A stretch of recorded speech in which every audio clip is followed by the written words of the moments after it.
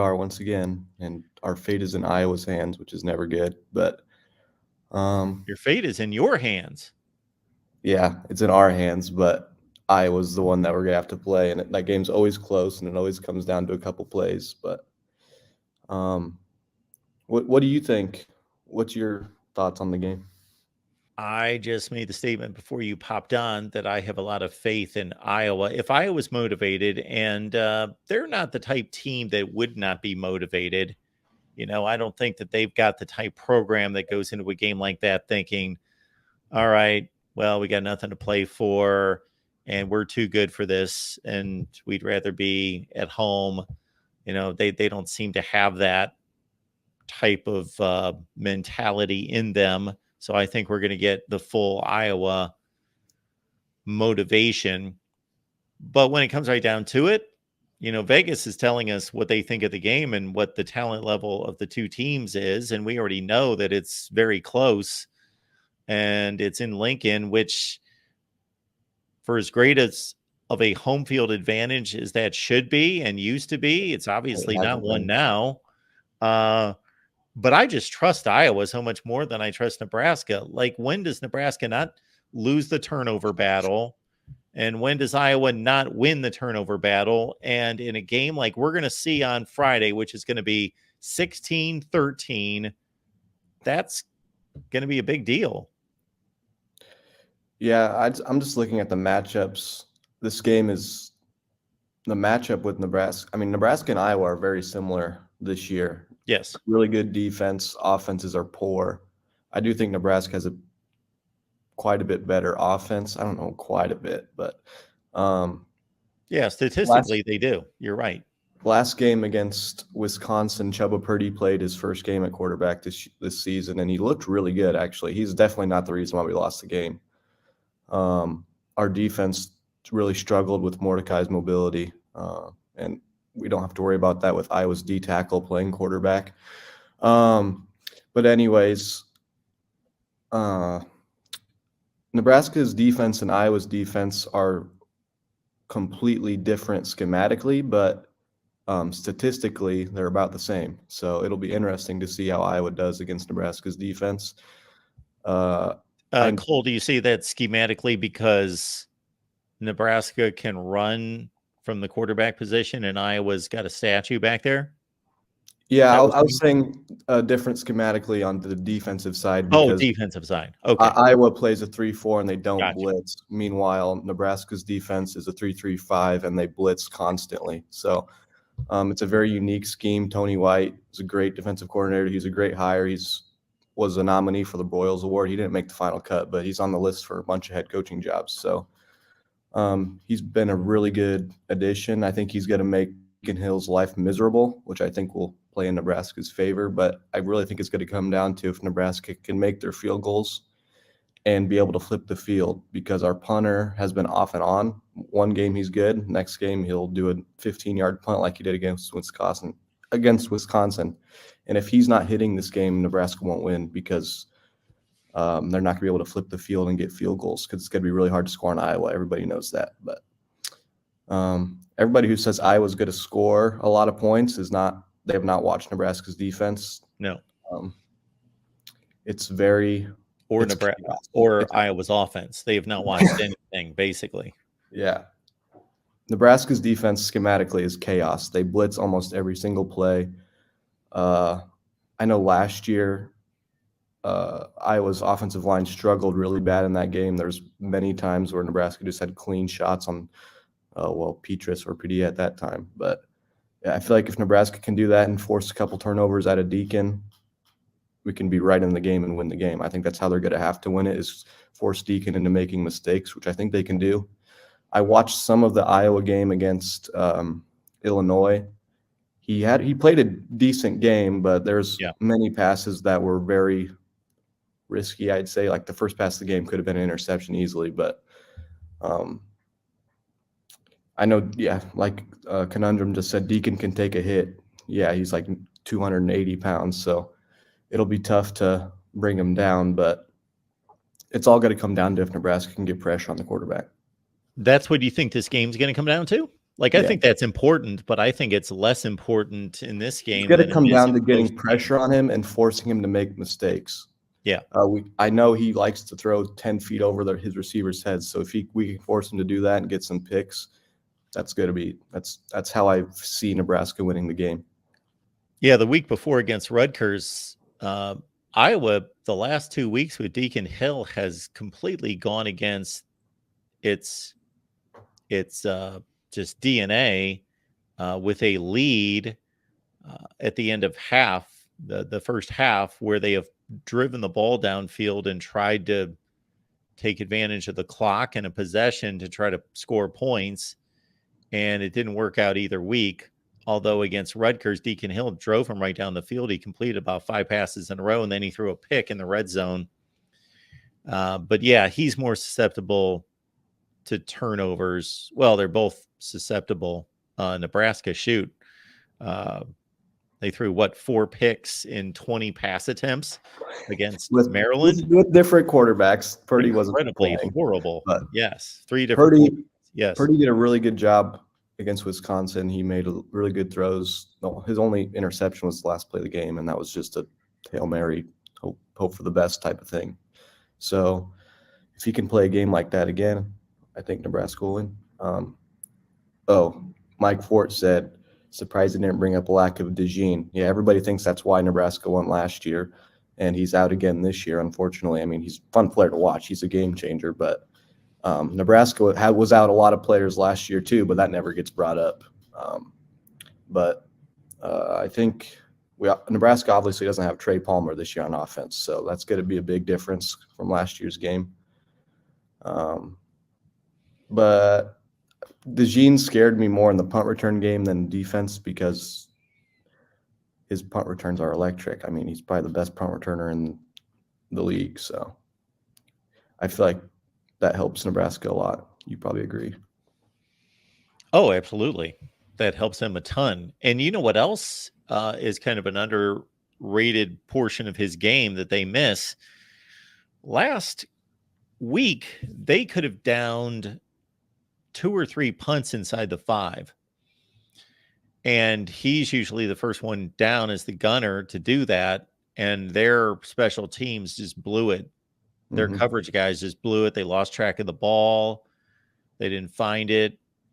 Even when it was rolling on the ground in front of them at the 2-yard line, they allowed it to go into the end zone. So he was great at that. Like, he would track the ball over his head, and just because he's a great athlete and he's that type of player. But the guys that they've got doing it now, at least in that game, didn't do it as anywhere close to as well as he does.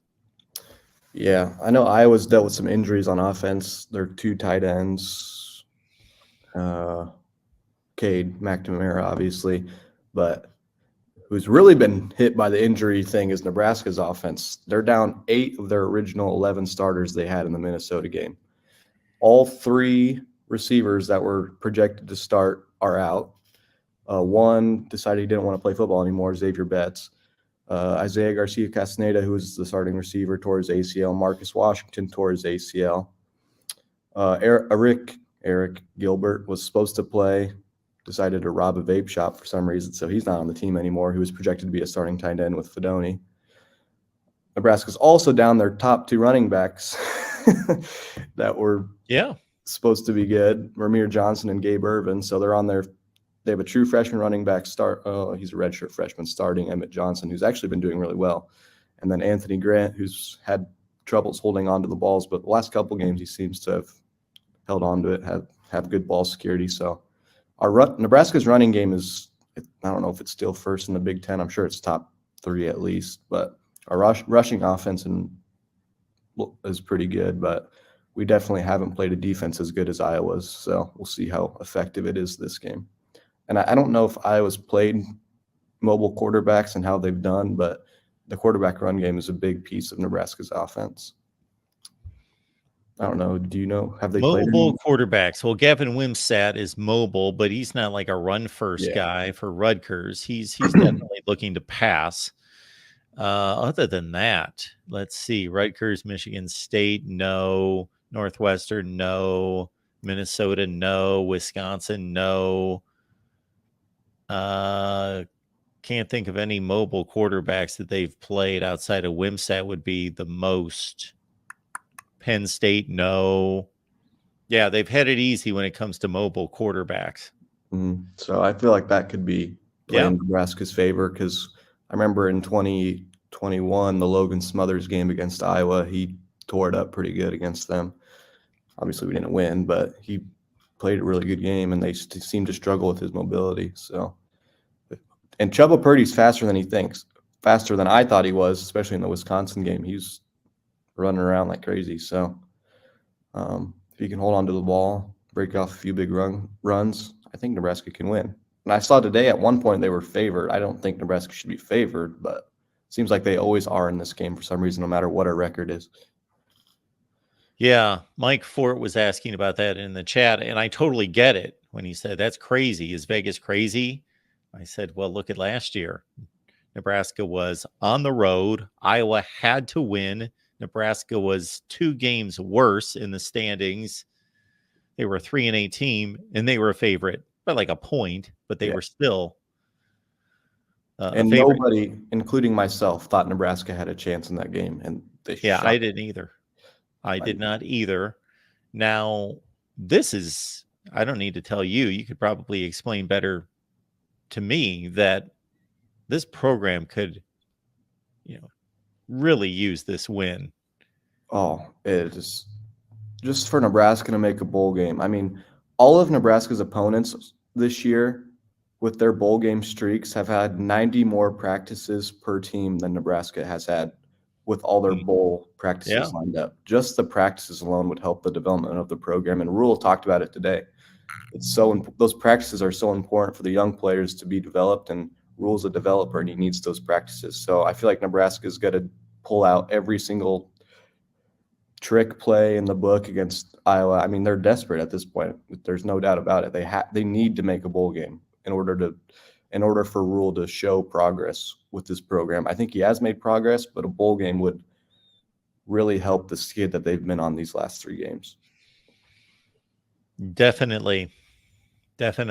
I don't know. Again, I can't really separate these teams in a lot of ways, except another thing is you mentioned how you're hoping Nebraska is going to hit on field goals. Well, Iowa's got a really good one in Drew Stevens. Now, he did miss from 53 last week, but he's dependable. The punter's great. He's the best in the country. Yeah.